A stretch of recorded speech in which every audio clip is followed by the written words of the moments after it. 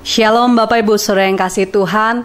Saat sore hari ini kembali kita bertemu dalam ibadah online. Dan saya percaya Bapak Ibu semua yang ada di rumah, kita semua bersyukur kalau kita boleh diberi waktu untuk kita boleh datang menyembah Dia. Mari sebelum kita mau mulai ibadah pada saat sore hari ini, kita mau tundukkan kepala, kita mau berdoa. Allah Bapa kami yang bertata dalam kerajaan surga, kembali kami bersyukur Tuhan, buat saat ini kami boleh kembali datang di hadirat-Mu Tuhan. Kami rindu untuk kami boleh memuji, memuliakan Engkau Yesus. Biarlah Engkau yang ditinggikan Tuhan Yesus, dan saat pujian dinaikkan Bapa, kami percaya kuasa-Mu tercurah atas setiap kami. Kami mengalami kekuatan yang dari Engkau. Hanya di dalam nama Tuhan Yesus, kami berdoa dan kami siap untuk memuji Engkau. Haleluya, amin. Haleluya, puji nama Tuhan. Mari Bapak Ibu Saudara semua yang ada di rumah, kita mau siapkan hati kita untuk kita masuk dalam penyembahan. Kita percaya bahwa Bapa yang kita sembah adalah Bapa yang sungguh baik. Dia Allah yang sungguh mengerti setiap keadaan kita. Kita angkat satu pujian, katakan, sungguh Tuhan dengan apa kami membalas setiap kebaikan-Mu. Karena setiap apa yang sudah Engkau lakukan itu terlalu besar dalam hidup kami. Terima kasih Tuhan. Terima kasih Bapa yang baik. Kami siapkan hati kami Tuhan. Haleluya ya Ramasyarala Yesus. Sungguh Engkau Allah kami yang setia. Kami rindu saat hari ini Tuhan. Kami datang meninggikan nama-Mu. Engkau yang diagungkan. Haleluya Yesus. Mari angkat pujian ini bersama, katakan, Engkau Bapa yang setia. Kau Allah yang setia. Amin. Bapa yang mulia, kasih-Mu besar Tuhan. Haleluya. Kau pulihkan hidupku. Kaulah harapanku. Hidupku dalam-Mu. Terima kasih Tuhan. Kau selamatkan hidupku.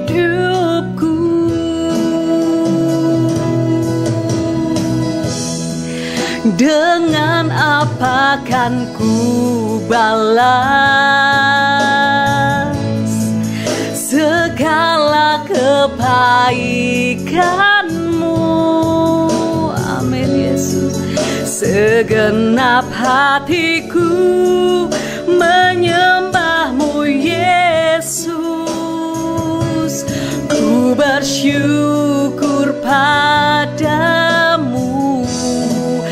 Dengan apa kan ku balas, haleluya Yesus, segala kebaikan-Mu. Segenap hatiku menyembah-Mu Yesus. Ku bersyukur padamu selamanya. Haleluya. Mari dari awal katakan, Kau Allah yang setia. Bapa yang mulia, kasih-Mu besar Tuhan. Amin. Engkau pulihkan hidupku. Kaulah harapanku. Katakan, hidup kami Tuhan. Hidupku dalam-Mu Yesus. Terima kasih Tuhan. selamatkan hidupku. Haleluya, katakan, dengan apa kan ku balas segala kebaikanmu. Segenap hatiku menyembahmu Yesus, ku bersyukur padamu. Dengan apa kan ku balas segala kebaikanmu. Segenap hatiku menyembahmu Yesus, ku bersyukur padamu selamanya. Mari katakan, kami bersyukur Tuhan, ku bersyukur padamu selamanya. Haleluya Yesus, mari sembah Dia.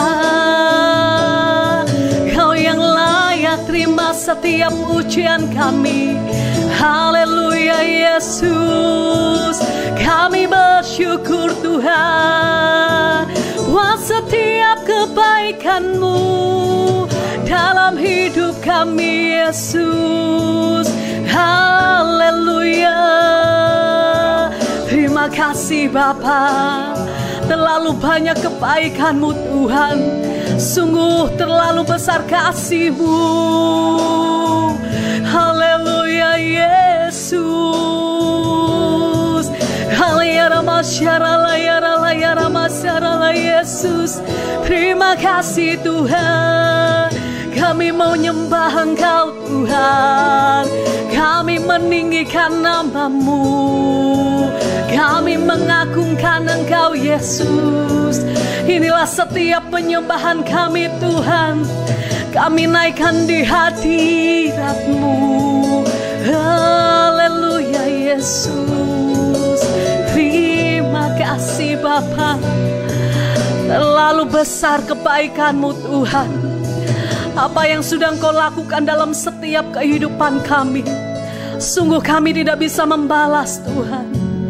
Tapi biarlah saat hari ini Tuhan, kami mau naikkan setiap penyembahan kami hanya untuk Engkau, untuk menyenangkan hati-Mu Tuhan Yesus. Haleluya Yesus, syukur bagi-Mu. Terima kasih Tuhan. Haleluya. Yes, mari katakan, dengan apa kan ku balas segala kebaikan-Mu. Segenap hatiku menyembah-Mu Yesus,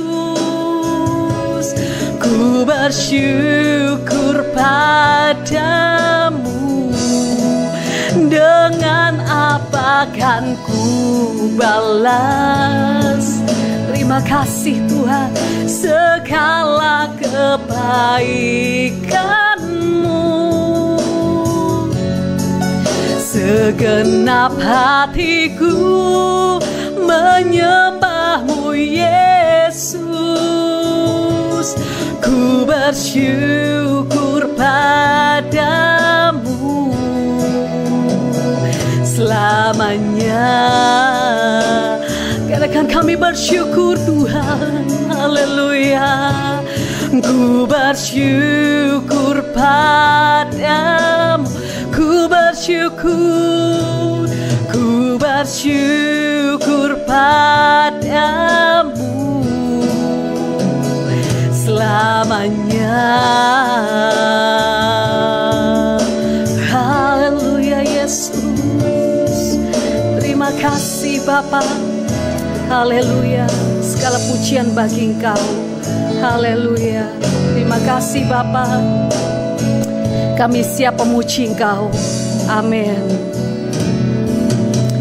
Haleluya, puji nama Tuhan. Bapak Ibu Saudara yang kasih Tuhan, saya percaya bahwa kita semua bersuka cita untuk kita boleh memuji Tuhan, meninggikan nama Dia. Sebab sore hari ini mari kita angkat pujian bersama kalian, terima sukacita surga. Haleluya.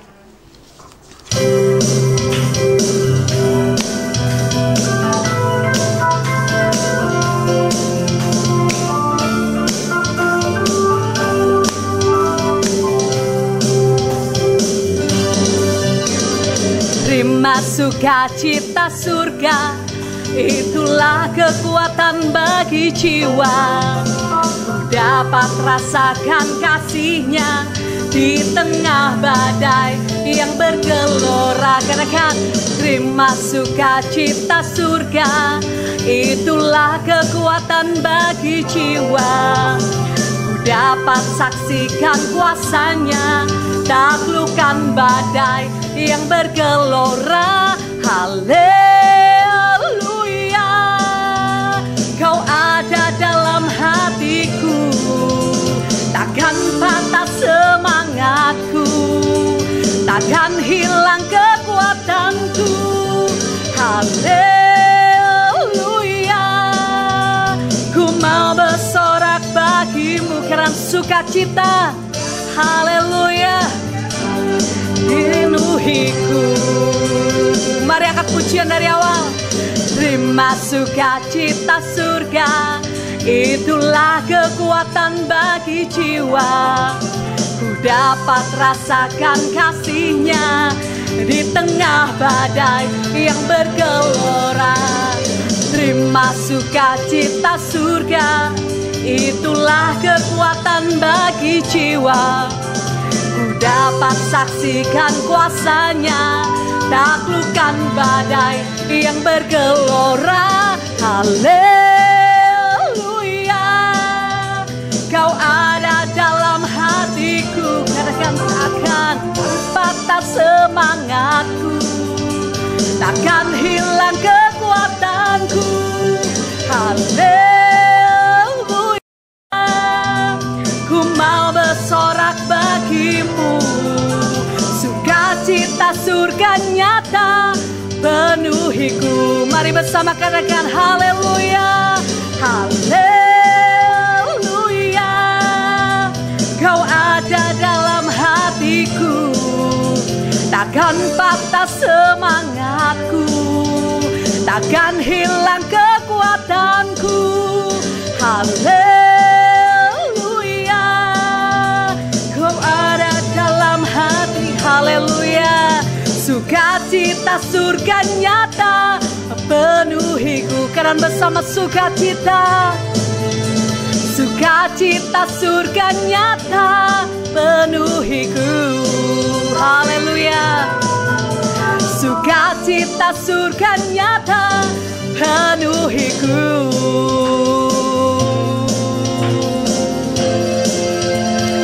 Haleluya, puji nama Tuhan.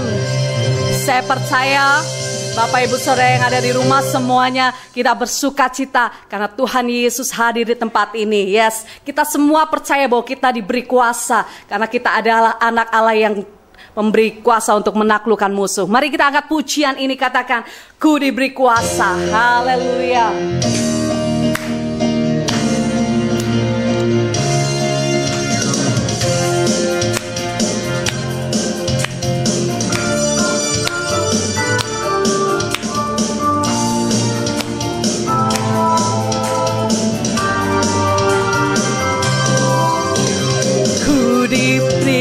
Kuasa dari Raja Mulia, menaklukkan musuh di bawah kakiku. Haleluya, ku pakai kuasa dari Raja Mulia.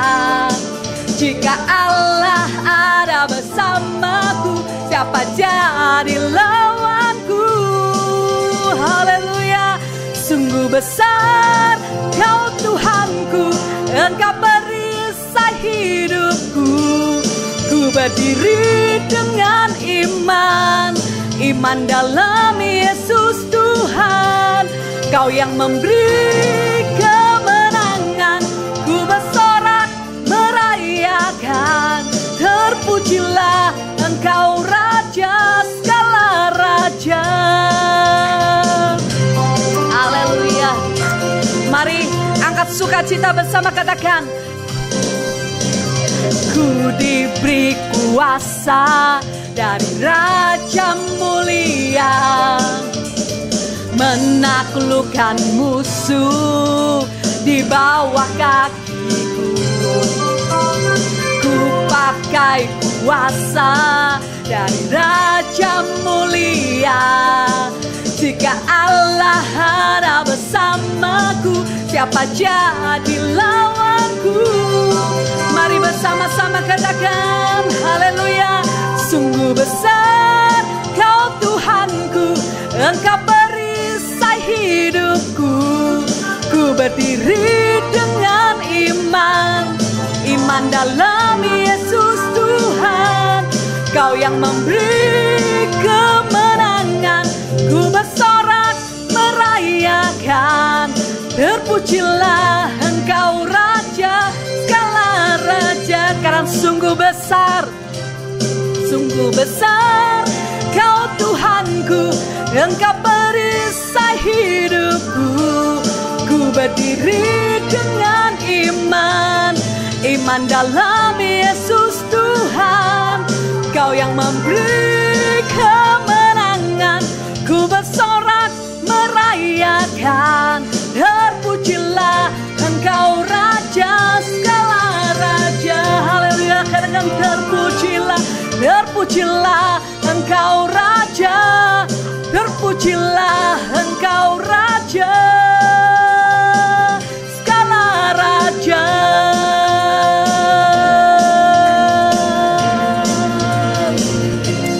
Haleluya. Sungguh Tuhan Yesus adalah Raja di atas segala raja. Biarlah setiap pujian yang kita naikkan semuanya boleh berkenan di hadirat Tuhan. Haleluya. Mari saat hari ini tiba saatnya untuk kita mau ditaburi oleh kebenaran firman Tuhan. Biarlah apa yang mau Tuhan sampaikan dalam setiap pribadi kita, kita percaya biarlah kita menjadi tanah yang subur. Karena kita Yesus Tuhan, Kau ada bersama kami Tuhan dalam setiap musim hidup kami Bapa. Terima kasih Tuhan. Sungguh kami bersyukur buat sore hari ini. Kami siapkan hati kami Tuhan. Haleluya. Sungguh Engkau Bapa yang selalu bersama kami Tuhan. Engkau tidak pernah sekalipun meninggalkan kami. Saat ini kami siapkan hati kami buat Engkau Tuhan. Yes Lord. Terima kasih Bapa. Haleluya.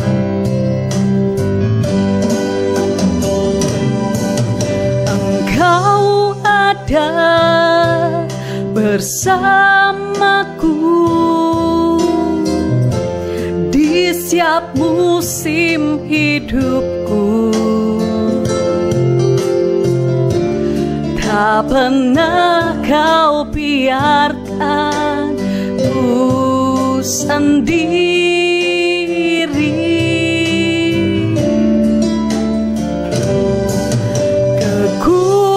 Kekuatan di jiwaku adalah bersamamu. Tak pernah ku ragukan kasih-Mu. Mari angkat tanganmu, katakan bersamamu Bapa. Ku lewati semua.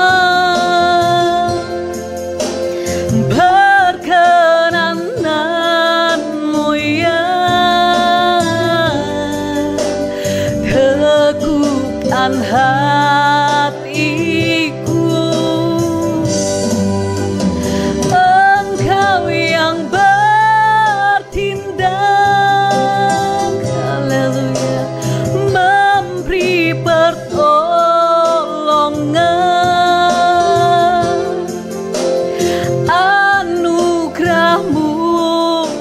besar melimpah bagiku. Mari angkat pujian ini dengan segenap hati, katakan, Engkau ada bersamaku di setiap musim hidupku. Tak pernah Kau biarkan ku sendiri.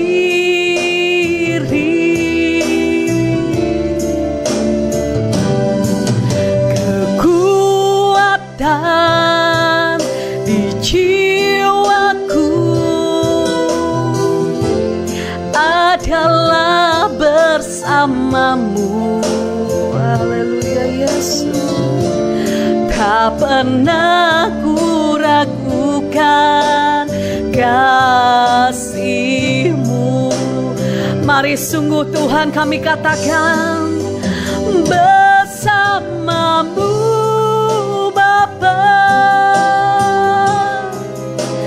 ku lewati semua.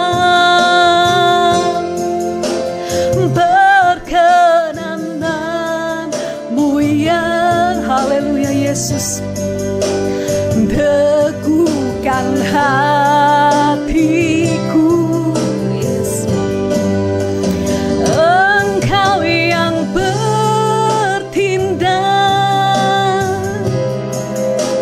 memberi pertolongan. Sungguh anugerah-Mu, anugerah-Mu besar melimpah bagi, karena bersamamu Bapa,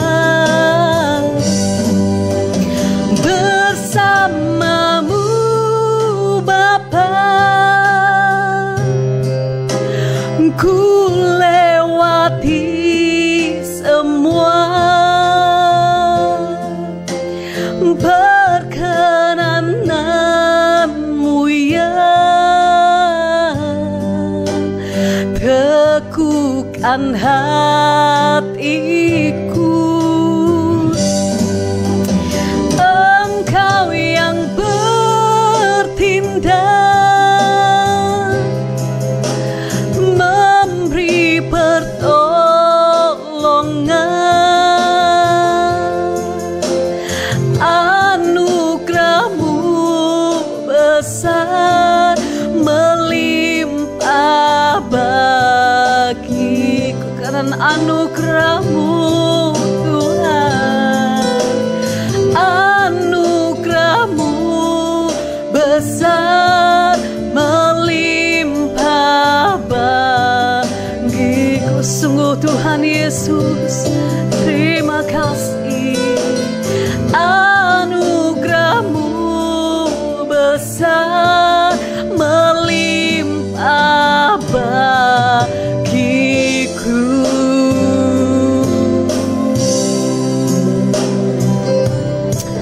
Haleluya Yesus. Terima kasih Bapa.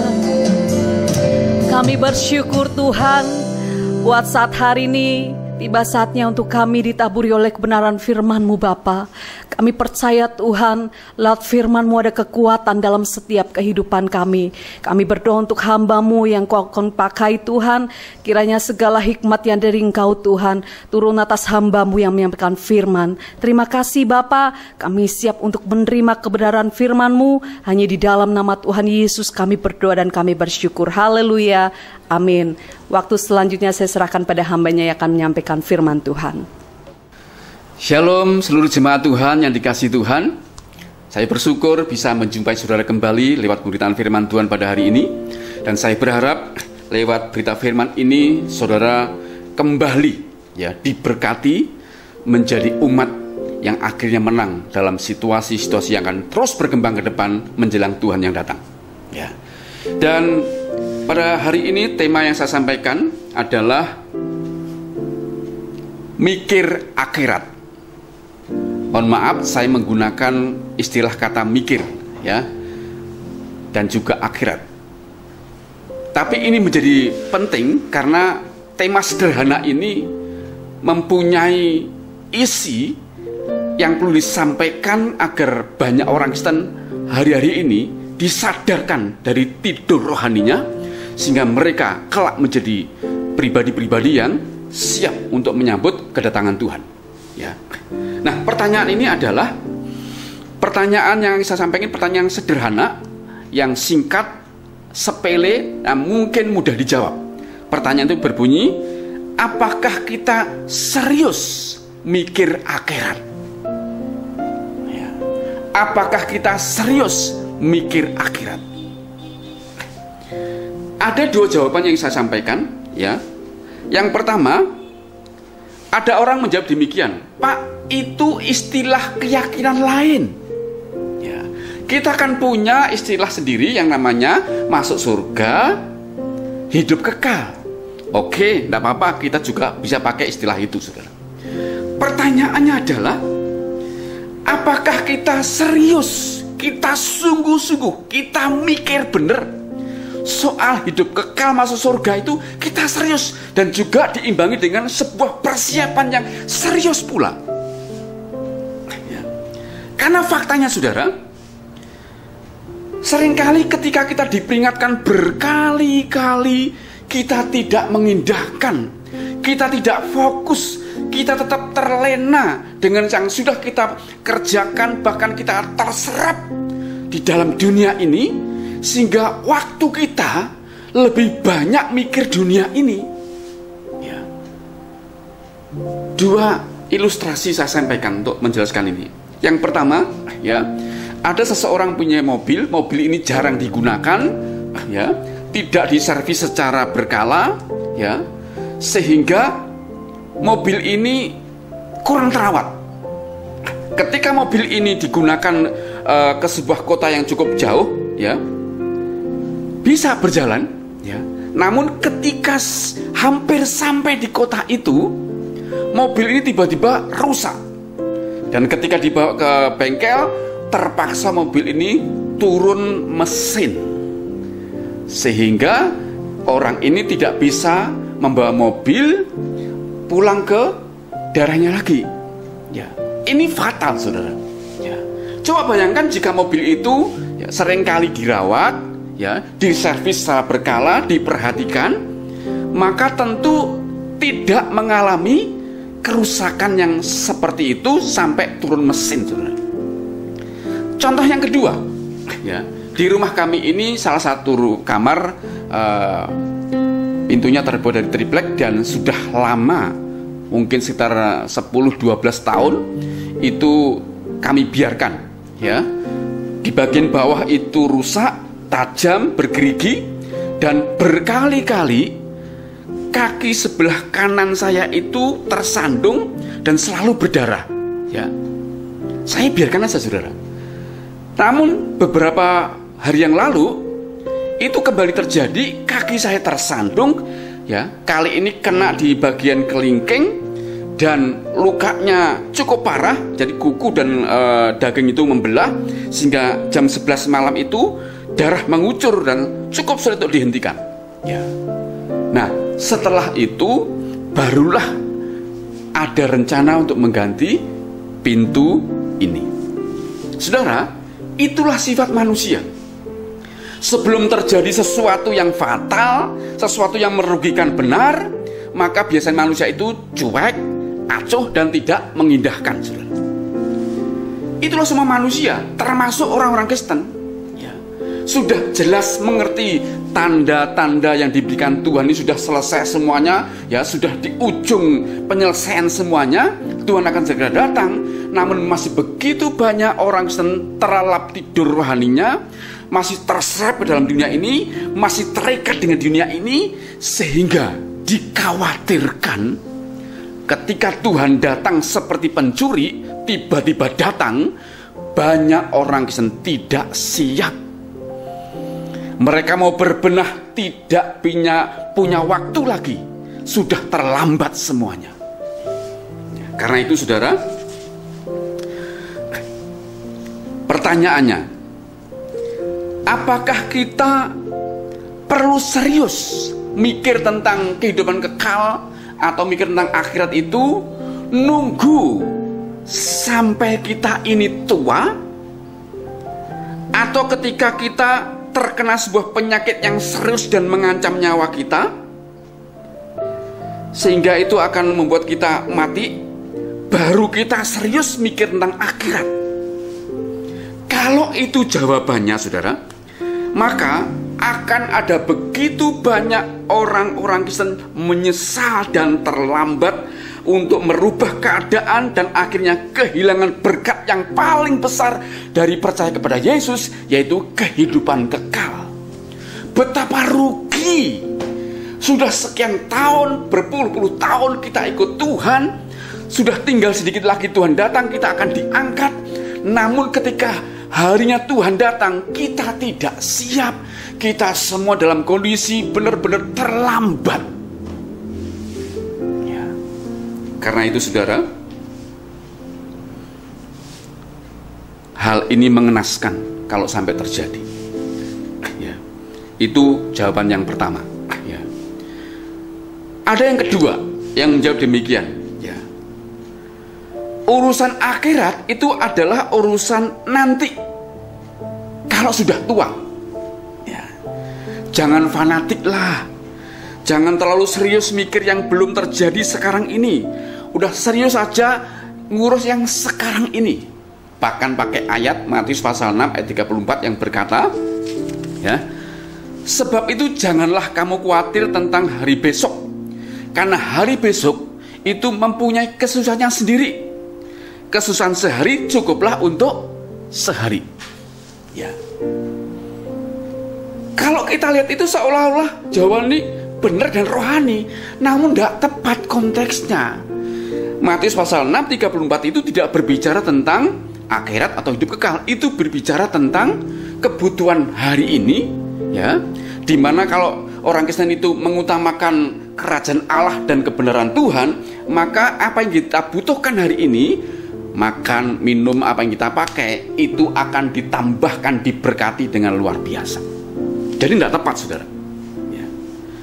Nah, karena itu, saudara, kita akan selidiki, ya, apa sih yang menyebabkan orang-orang Kristen itu menjadi terlena, tidak serius, atau tidak sempat mikir tentang hidup kekal atau akhirat. Ya. Kita akan baca dua bagian, ya, yaitu Lukas pasal 17 ayat 26 sampai 29 dan Lukas 18 ayat 18 sampai 24. Yang pertama kita akan baca Lukas pasal 17 ayat 26 sampai 29. Saya akan bacakan buat saudara. Demikianlah firman Tuhan berkata, dan sama seperti terjadi zaman Nuh, demikian pula lah hal-hal kelak pada hari-hari anak manusia. Itu ayat 26, 27. Mereka makan dan minum, mereka kawin dan dikawinkan, sampai kepada hari Nuh masuk ke dalam bahtera, lalu datanglah air bah dan membinasakan mereka semua. Ayat 28.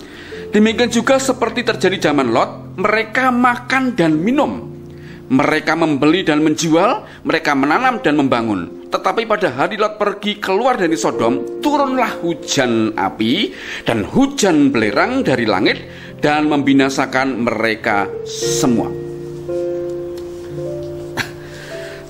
Dari bacaan ini kita akan bahas yang pertama di zaman Nuh, ya. Bahtera itu dibangun untuk menghadapi akan datangnya air bah.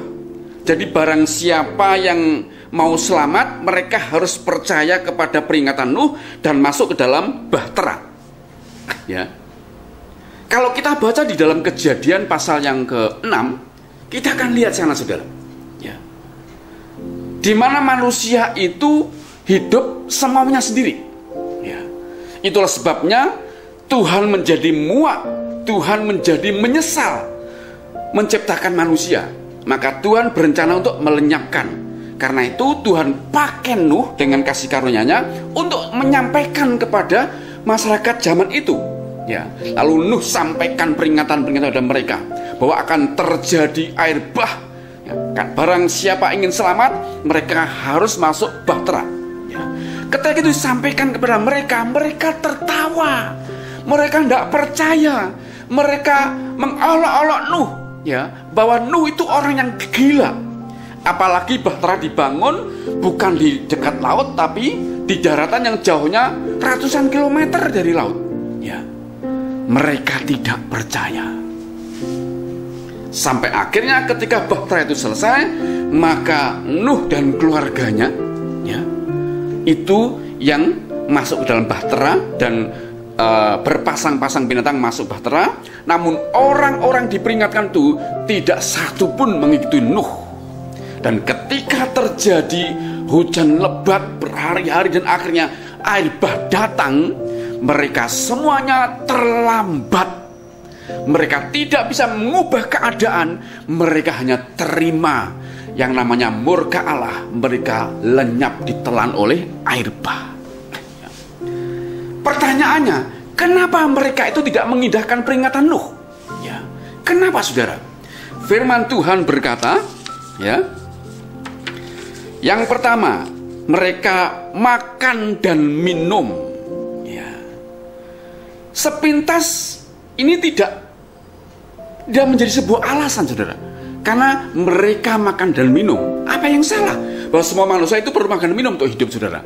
Namun ternyata, ya, kalau kita selidiki, kata makan dan minum itu mengandung sebuah makna. Mereka punya fokus, yaitu hanya hidup, makan, minum, bersenang-senang, menikmati kenikmatan dunia, mencari kesenangan. Waktu yang ada digunakannya mengejar kesenangan saja. Mereka tidak pernah berpikir tentang keselamatan jiwanya, saudara. Ya. Yang kedua, dikatakan mereka kawin dan dikawinkan. Ya. Artinya kalau saudara juga lihat di dalam Kejadian pasal 6 mulai ayat 1, lihat, ya, mereka itu begitu senang dengan seseorang, ya, mereka ambil kawin. Mereka senang seseorang, mereka kawin. Bahkan dikatakan mereka sesuka hati mereka itu kawin, ya. Itu membuktikan bahwa mereka fokus yang kedua adalah mereka hanya fokus kepada hawa nafsu mereka, kepada birahi mereka, dan mereka tidak punya waktu memikir tentang akhirat, tentang keselamatan jiwa mereka. Tidak punya waktu. Itulah sebabnya, saudara, mereka itu akhirnya binasa oleh air bah. Ya, perhatikan, saudara, disamakan dengan zaman Nuh, ya, tentang kedatangan Tuhan ini. Tuhan tahu, saudara, akan ada banyak orang-orang percaya tidak peduli dengan tanda-tanda kedatangan Tuhan. Ya. Mereka lebih fokus pada kesenangan di dunia ini, kenikmatan dunia ini, serta nafsu birahi mereka. Itulah buat mereka, ya, mengejar, ya, buat mereka kejar. Waktu-waktu mereka miliki habis ada di situ saja. Dan mereka akan terkejut dan menyesal ketika Tuhan datang, karena mereka tidak siap dan terlambat. Zaman ini oleh Tuhan disamakan dengan zaman Nuh. Yang kedua, disamakan dengan zaman Lot, saudara. Ya. Di dalam kisah Lot tadi dikatakan bahwa orang-orang Sodom dan Gomora itu akhirnya dihujani dengan api dan belirang sehingga mereka mati semuanya. Kenapa, saudara? Orang Sodom dan Gomora juga lenyap dan disamakan dengan sekarang, karena mereka fokusnya adalah sama dengan zaman Nuh, yaitu makan, minum, kemudian dikatakan tadi mereka membeli dan menjual, mereka menanam dan membangun. Artinya apa, saudara? Artinya fokus mereka itu tidak memikirkan keselamatan jiwa mereka, ya, tapi fokus mereka, waktu mereka, hidup mereka dihabiskan hanya juga untuk senang-senang. Mereka fokus pada pekerjaan, pada perdagangan mereka. Bahkan kemerosotan moral begitu luar biasa, sampai-sampai 2 malaikat yang diutus Tuhan ke rumah Lot itu pun mau diambil mereka, ya. Padahal mereka adalah laki-laki semuanya. Itu artinya dosa homoseksual sudah ada zaman itu. Coba perhatikan, saudara. mereka tidak punya fokus, mereka tidak punya waktu lagi untuk memikir keselamatan jiwa mereka. Mereka sudah terserap habis dengan kesenangan, dengan nafsu yang ada di dunia ini. Dan ketika Lot itu memperingatkan dua calon menantunya,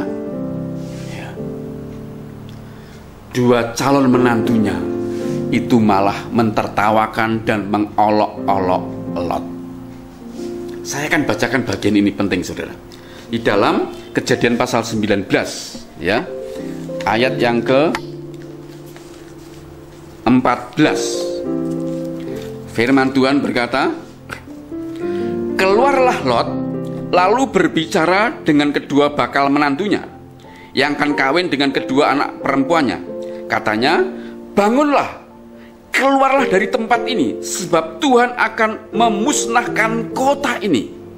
Tetapi ia dipandang oleh kedua bakal menantunya itu sebagai orang yang berolok-olok saja. Ini perhatikan saudara. Itu artinya apa saudara? Artinya bahwa Tuhan menyamakan zaman Lot itu dengan zaman sekarang.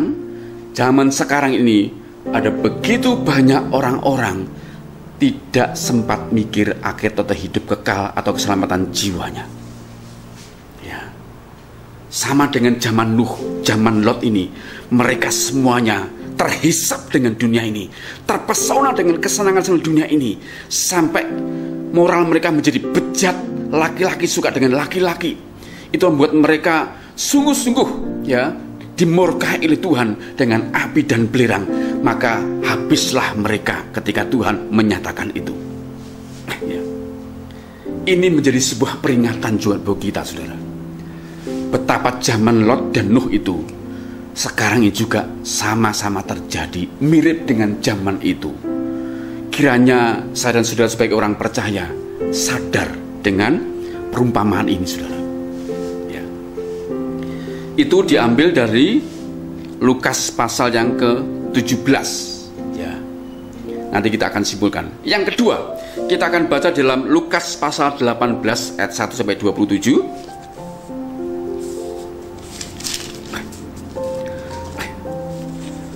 Lukas 18 maksud saya ayat 18 sampai 27 ya. Ada seorang pemimpin bertanya kepada Yesus ya, Guru yang baik, apa yang harus aku perbuat untuk memperoleh hidup yang kekal? Jawab Yesus, mengapa kau katakan aku baik? Tak seorang pun yang baik selain daripada Allah saja. Engkau tentu mengetahui segala perintah Allah. Jangan berzina, jangan membunuh, jangan mencuri, jangan mengucapkan saksi dusta, hormatilah ayah dan ibumu. Kata orang itu, semua itu telah kuturuti sejak masa mudaku. Mendengar itu Yesus berkata kepadanya, masih tinggal satu hal lagi yang harus kau lakukan.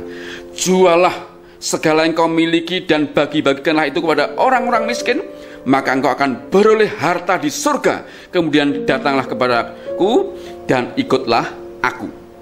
Ketika orang itu mendengar perkataan itu, ia menjadi amat sedih sebab ia sangat kaya, dan seterusnya.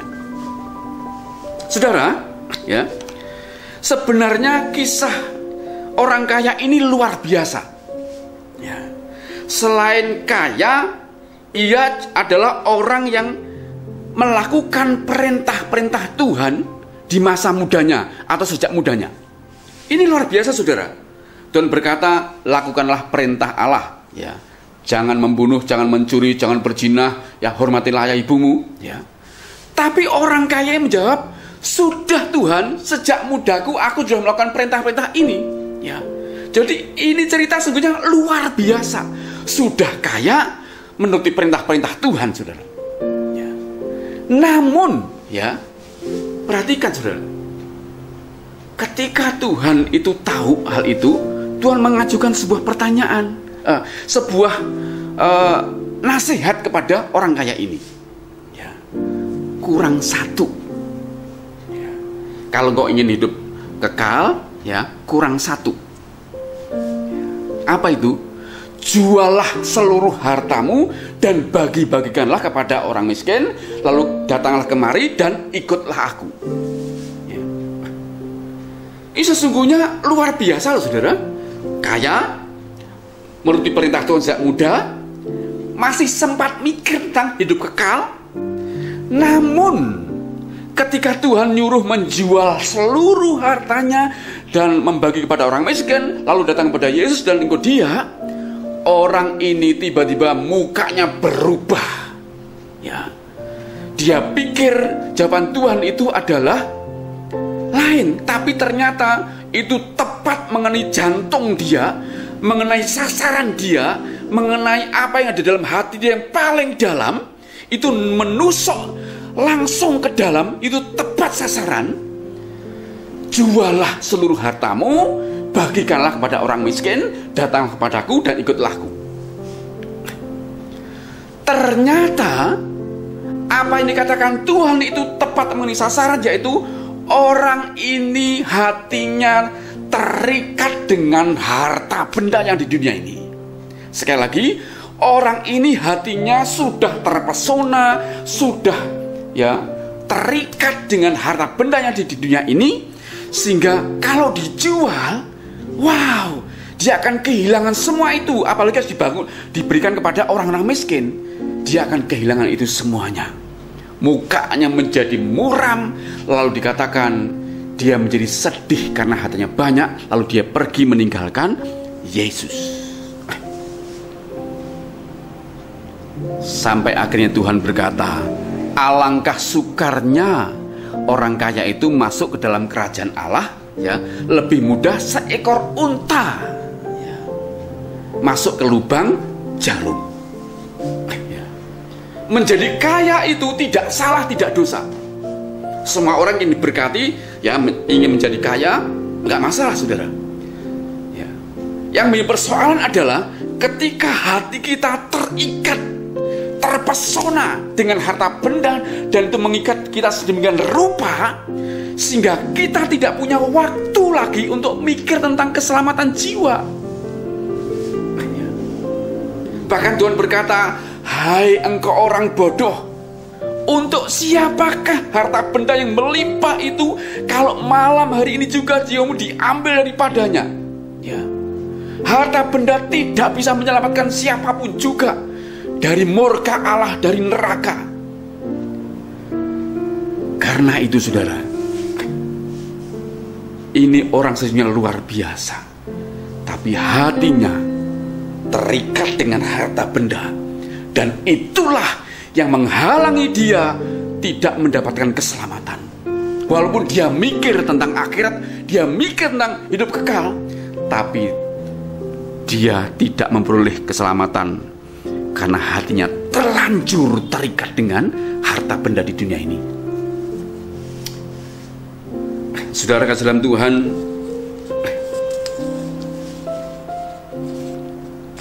dua hal ini menjadi peringatan buat kita semuanya, ya, bahwa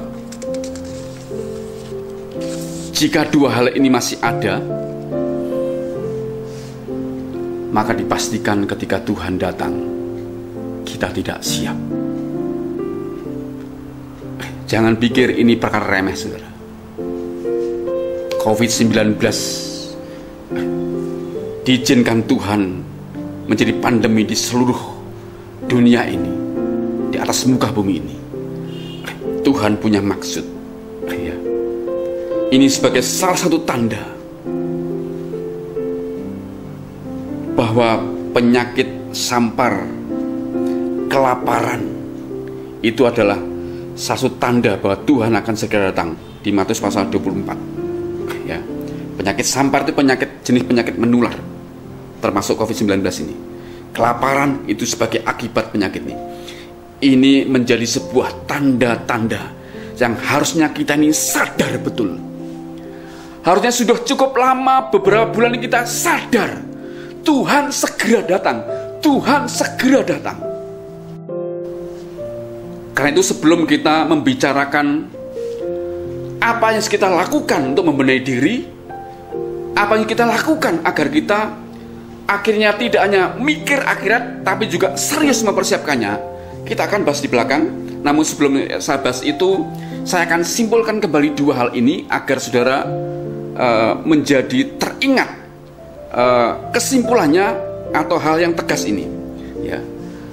Orang cuek atau tidak peduli dengan hidup kekal atau urusan akhir adalah yang pertama, seperti zaman Nuh dan zaman Lot, banyak orang Kristen fokus hidupnya hanya pada kesenangan hidup di dunia ini, makan minum, fokus pada nafsu birahi, ya, fokus pada usaha pekerjaan, sehingga tidak punya waktu untuk serius soal hidup kekal atau keselamatan jiwa mereka.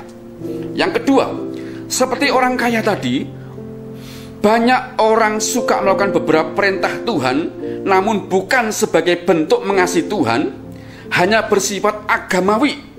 Jadi orang kaya tadi itu ketika melakukan perintah-perintah Tuhan, ya, jangan mencuri, jangan membunuh, sebagainya itu, ya, itu ternyata hanya bersifat agamawi, bukan sebagai bentuk kita mengasihi Allah, enggak, ya, itu hanya bersifat agamawi. Dan terlebih lagi, hatinya sudah terlanjur melekat pada harta benda, sekalipun sempat berpikir soal hidup kekal, namun ia tidak rela memberikan hatinya untuk Tuhan.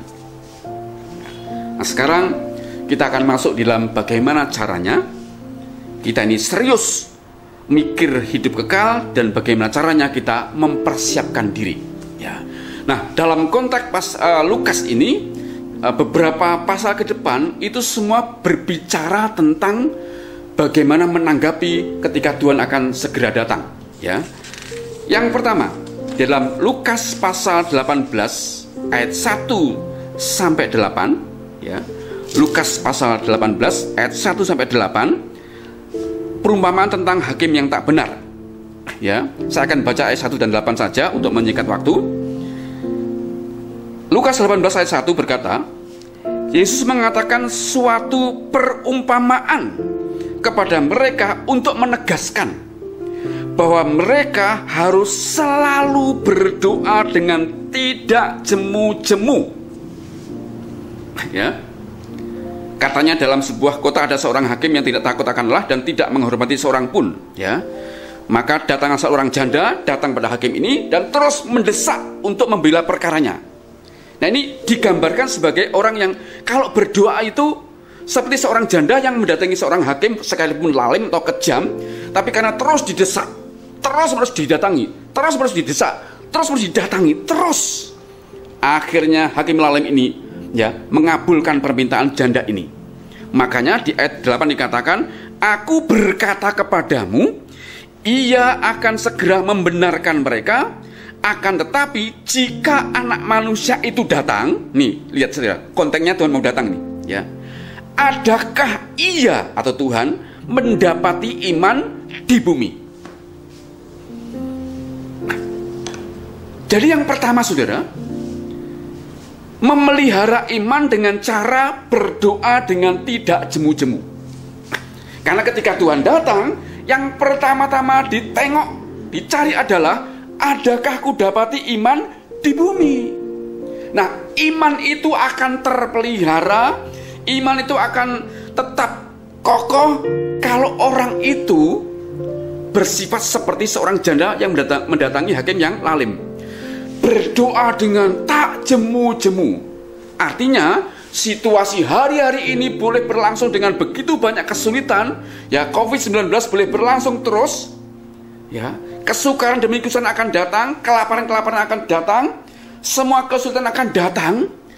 Namun kita harus memutuskan untuk berdoa dengan tidak jemu-jemu.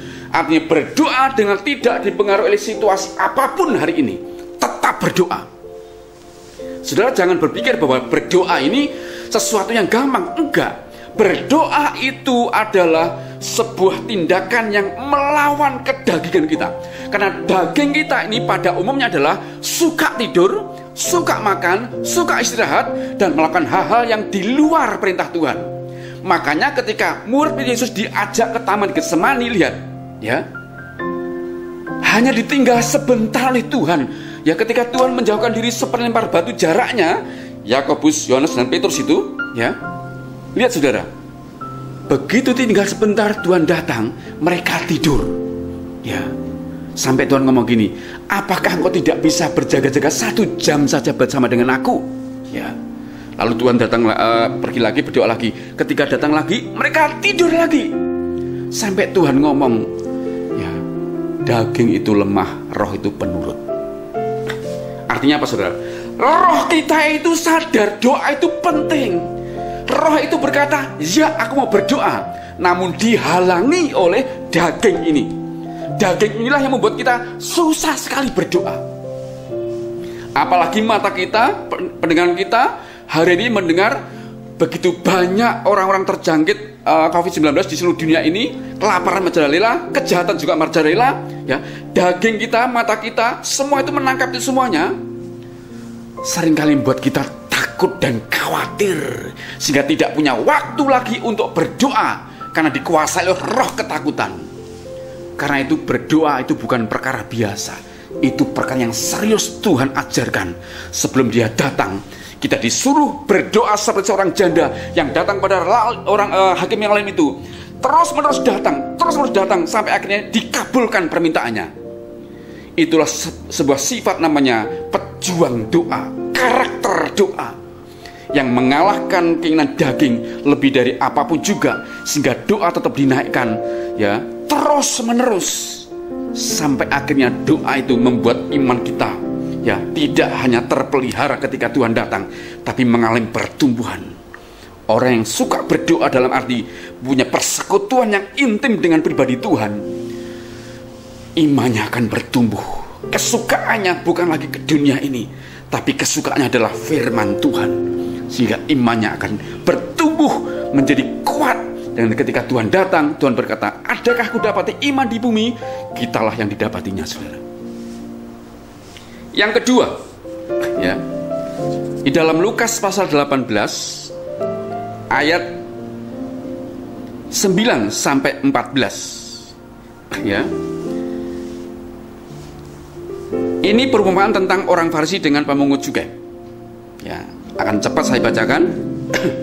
Ayat 9. Dan kepada beberapa orang yang menganggap dirinya benar dan memandang rendah semua orang lain, Yesus mengatakan perumpamaan ini. Ada 2 orang pergi ke bait Allah untuk berdoa, yang seorang adalah Farisi dan yang lain adalah pemungut cukai. Orang Farisi itu berdiri dan berdoa dalam hatinya begini, ya Allah, aku mengucap syukur kepadamu karena aku tidak sama seperti semua orang lain. Aku bukan perampok, bukan orang lalem atau kejam, bukan pejinah, dan bukan juga seperti pemungut cukai ini. Aku berpuasa 2 kali seminggu. Aku memberikan 1/10 dari segala penghasilanku. Tetapi pemungut cukai itu berdiri jauh-jauh, bahkan ia tidak berani menengadah ke langit, melainkan ia memukul diri dan berkata, ya Allah, kasihanilah aku orang yang berdosa ini.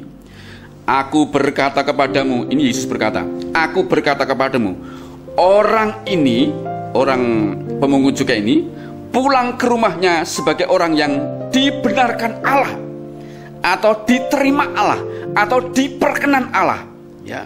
Dan orang lain itu yang tadi dikatakan tidak sama dengan orang lain, bukan pembunuh, bukan pezina, berpuasa 2 kali, memberi persepuluhan, dikatakan, dan orang lain itu tidak diterima, tidak dibenarkan, tidak diperkenan, atau ditolak oleh Tuhan. Sebab barang siapa meninggikan diri, ia akan direndahkan, dan barang siapa merendahkan diri, ia akan ditinggikan. Yang kedua, bagaimana kita serius mikir tentang kekekalan atau akhirat, ya. Yang kedua, milikilah karakter. Jangan menganggap diri kita paling benar dan memandang rendah orang lain, sehingga karena kita sombong, maka semua ibadah kita menjadi sia-sia di mata Tuhan dan kita ditolak oleh Tuhan. Coba perhatikan cerita ini, saudara. Singkatnya, orang ini merasa paling benar dibanding dengan orang lain. Ada tidak di gereja saudara? Saya kira masih cukup banyak, ya. Kenapa saudara? Orang ini mengatakan bahwa aku tidak sama dengan orang lain. Ya. Aku bukan pembunuh. Ya. Coba perhatikan saudara. Aku bukan pezina. Ya. Aku bukan pencuri. Ini hukum-hukum Allah dilakukan juga saudara. Ya. Bahkan dikatakan 2 kali aku berpuasa dalam seminggu. Kemudian dikatakan aku mengembalikan penghasilanku 1/10 kepada Tuhan dengan taat. Ini sesuatu yang luar biasa, ya. Coba perhatikan saudara. Banyak orang Kristen yang melakukan seperti ini. Tapi lihat saudara, kalau hatinya ternyata di dalam itu didapati Tuhan, merasa lebih benar dibanding orang lain dan menganggap rendah orang lain, ya. Menghakimi orang lain, kamu pencuri, kamu gak mengembalikan persepuluhan, kamu berzina, ya. Kamu pelakor, kamu ini, kamu itu, saudara. Ya. Mereka menghakimi orang lain tanpa mengaca dirinya sendiri, tanpa mengaca bagaimana rumah tangganya sendiri. Coba saudara, menghakimi orang lain.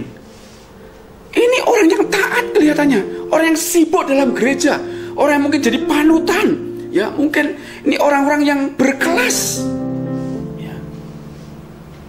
Tapi lihat, di hadapan Tuhan itu semuanya tidak ada artinya. Tuhan tolak itu. Kenapa saudara? Karena hatinya sombong, angkuh, congkak, tinggi hati.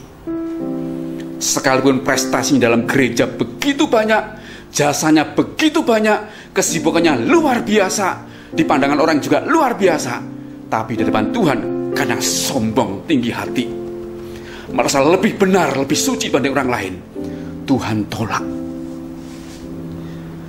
Tapi lihat saudara, ada orang yang pekerjaannya dibenci oleh masyarakat, yaitu pemungut cukai. Ketika datang ke bait Allah, dia tidak berani masuk. Itu pun di pinggir pintu gerbang, ya. Dia ketakutan, nongol saja mungkin tidak berani. Sambil dia memukul diri berkata, ya Tuhan, ampunilah aku orang yang berdosa ini. Coba bayangkan saudara, ini orang yang tertolak di masyarakat, tapi ketika dia datang kepada, dia hanya memukul diri, dia berkata, aku orang berdosa Tuhan, ampunilah aku. Di hadapan Tuhan, orang yang berdosa merendahkan diri di hadapan Tuhan seperti ini, Tuhan berkata, ini orang pulang, dibenarkan oleh Tuhan, diperkenan oleh Tuhan, diterima oleh Tuhan. Sekalipun dia tidak punya prestasi dalam gereja, sekalipun dia minim penghormatan dalam gereja, sekalipun ini orang tidak punya apa-apa di dalam gereja, artinya ini orang yang tidak terpandang, tidak berprestasi, ya. Tapi di hadapan Tuhan, karena dia merendahkan hati, dia bertobat, diterima oleh Tuhan. Saudara, yang kedua ini, jangan sampai saya dan saudara menjadi orang yang congkak dengan segala prestasi, kerohanian, berkat, kedudukan, apa saja. Jangan sampai congkak, karena Tuhan akan menolak kita, saudara. Jadi yang kedua, jangan merasa tinggi hati, merasa benar dibandingkan orang lain. Yang ketiga, memiliki hati seperti seorang anak kecil.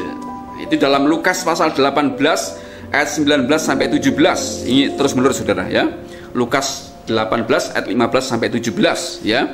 Jadi ketika orang-orang datang kepada Yesus membawa anak-anak kecil, murid-murid Yesus mencegah dia, jangan.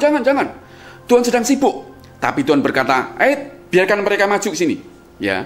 Dan Tuhan berkata begini, ya. Sesungguhnya barang siapa tidak menyambut kerajaan Allah seperti seorang anak kecil ini, ia tidak akan masuk ke dalam kerajaan Allah. Ini menarik saudara, ya. Kenapa anak kecil ini dipakai sebagai perumpamaan? Kalau tidak menyambut kerajaan Allah, tidak menyambut seperti anak kecil ini, ya, maka tidak layak masuk kerajaan Allah, saudara. Artinya apa, saudara? Tuhan mengambil anak kecil sebagai perumpamaan, artinya anak ini masih memiliki hati yang polos, ya. Hati yang mudah dibentuk. Dan yang lebih penting lagi, hati anak kecil itu mudah mengampuni. Hati yang polos dan mudah mengampuni. Dan di akhir zaman ini, kita perlu memiliki hati yang tidak neko-neko, hati yang tulus, hati yang polos, hati apa adanya, tidak punya trik-intrik, ya. Dan lebih lagi, hati penuh kasih sehingga mudah mengampuni. Kenapa saudara? Ini penting. Karena pengampunan itu punya kekuatan yang luar biasa. Firman Tuhan dikatakan dalam Matius pasal 5 itu, sudah perhatikan, ya. Kalau kamu tidak mengampuni, maka Bapa di surga juga tidak mengampuni. Banyak orang di akhir zaman ini tidak mengampuni kesalahan-kesalahan orang lain, ya, malah menghakimi. Itu berbahaya. Karena barang siapa tidak mengampuni, maka Bapa di surga juga tidak mengampuni. Maka pentingnya yang ketiga, memiliki hati seperti seorang anak kecil yang polos, ya. Kalau berdosa ya gampang mengaku minta maaf kepada teman-temannya, dan juga kalau temannya bersalah juga mudah sekali dia mengampuni lalu bermain lagi, akrab lagi dengan dia, ya. Karena itu saudara, yang ketiga ini penting juga, bahwa kita perlu memiliki hati seperti anak kecil yang polos dan mudah mengampuni. Yang terakhir, ya, Lukas pasal 18 ayat 18 sampai 27, kita sudah baca tadi tentang perumpamaan orang kaya, ya. Yaitu perlunya kita memiliki hati yang tidak terikat kepada harta benda di dunia ini, tetapi milikilah hati, ya, yang mengizinkan Tuhan bertata utuh dalam hidup kita. Tidak ada lagi harta benda yang menguasai hati kita, ya.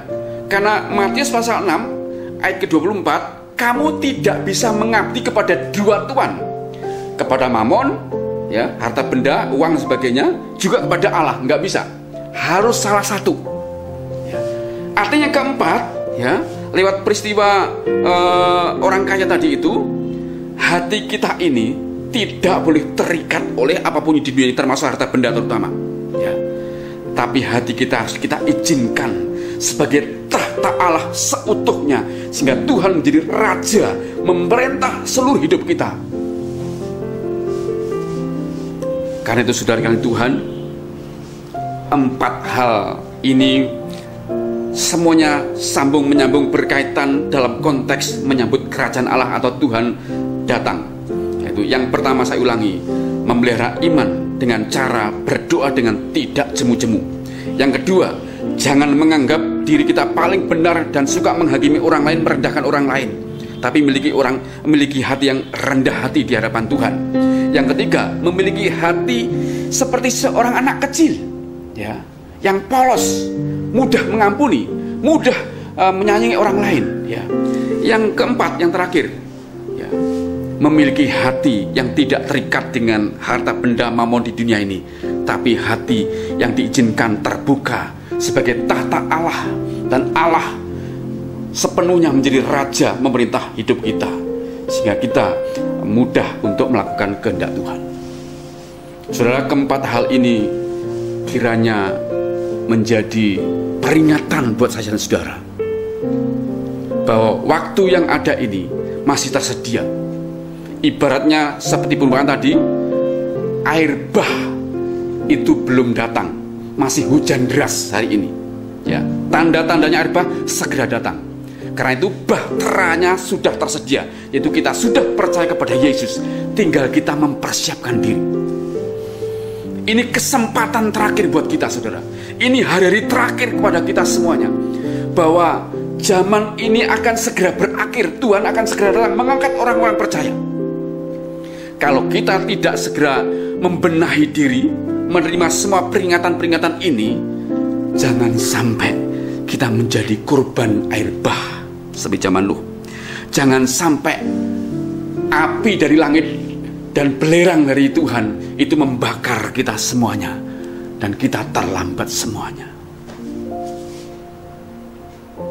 Mari saudara kasih dalam Tuhan, dalam kesempatan yang indah ini, dengan rendah hati mari kita buka masing-masing hati kita. Mari kita terima peringatan hari ini sebagai peringatan yang keras kepada kita untuk membenahi hidup kita, saudara. Mari bersama-sama kita ini menyadari betul waktu yang tersedia ke depan itu tidak banyak. Tuhan datang seperti seorang pencuri, artinya tiba-tiba. Itu artinya betapa kita harus sungguh-sungguh mempersiapkan diri.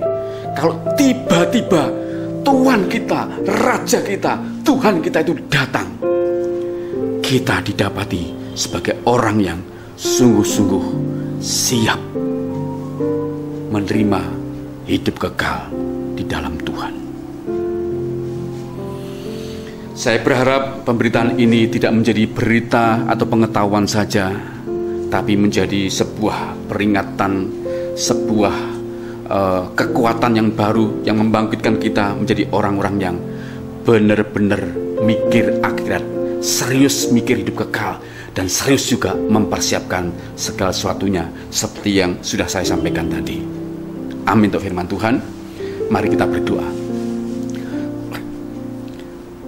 Oleh anugerah-Mu kami sudah mendengar kebenaran-Mu Tuhan. Kiranya oleh karena pertolongan-Mu Roh Kudus, Engkau mengurapi setiap kami yang mendengar, agar kami tidak terlalai, tidak terlena, tidak terpesona, tidak fokus kepada dunia ini, tidak terikat dengan segala sesuatu yang di dunia ini Tuhan. Tapi sungguh-sungguh kami teringat peringatan-peringatan-Mu Tuhan, sehingga oleh anugerah-Mu kami segera serius punya fokus tentang hidup kekal, dan serius punya fokus mempersiapkan diri untuk menyambut kedatangan-Mu dengan sungguh-sungguh, sehingga kekristenan kami bukanlah kekristenan seperti orang kaya tadi yang melakukan segala perintah Tuhan hanyalah agamawi, hanyalah moralitas, bukan karena hati yang mengasihi Allah. Kami bila juga bukan seperti seorang Farisi yang berdiri dengan gagah di bait Allah, yang mengaku melakukan hukum-hukum Tuhan, bukan pencuri, bukan pezina, bukan perampok, melakukan puasa 2 kali, mengembalikan persepuluhan dengan taat, namun hatinya angkuh, congkak. Tapi kami adalah orang-orang yang rendah hati di hadapan Tuhan, yang hancur hati karena kami adalah orang yang tidak sempurna, yang mau bertobat seperti seorang pemungut cukai yang tidak berani masuk bait Allah, tapi memukul-mukul diri, menyesali diri, lalu berkata, ampunilah aku orang berdosa ini Tuhan. Sehingga di hadapan-Mu Tuhan, ketika Engkau datang, kami adalah orang-orang yang dibenarkan, kami orang-orang yang diterima oleh Tuhan, bukan orang yang ditolak oleh Tuhan. Terima kasih Tuhan, oleh pertolongan Roh Kudus, mari Kau jamah setiap kami semua umat-Mu Tuhan, agar kami menerimanya, merenungkannya, dan oleh karena pertolongan Roh Kudus kami melakukannya Tuhan. Terima kasih Bapa yang baik, terpujilah Engkau. Di dalam dan demi nama-Mu Tuhan Yesus Kristus, kami menaikkan doa dan mengucap syukur. Haleluya. Amin. Oleh anugerah Tuhan, kita akan kembali bertemu minggu depan. Kiranya kita semuanya adalah orang-orang dipelihara Tuhan, dilindungi Tuhan, dan selalu sehat-sehat dan baik-baik saja. Terima kasih, Tuhan berkati, dan shalom.